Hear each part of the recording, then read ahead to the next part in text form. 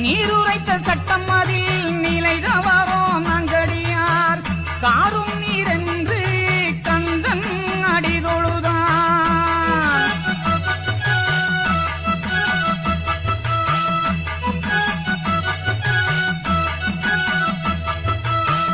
அப்போது வைகுண்ட ராசர் மிக உரைப்பார், இப்போது சொன்னதெல்லாம் எனக்கு நிஜமாக வென்றால்.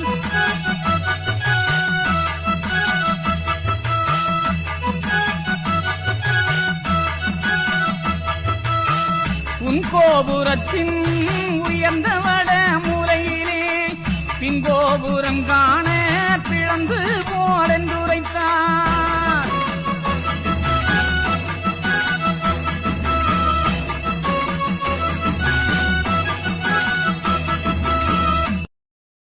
Download ShareChat.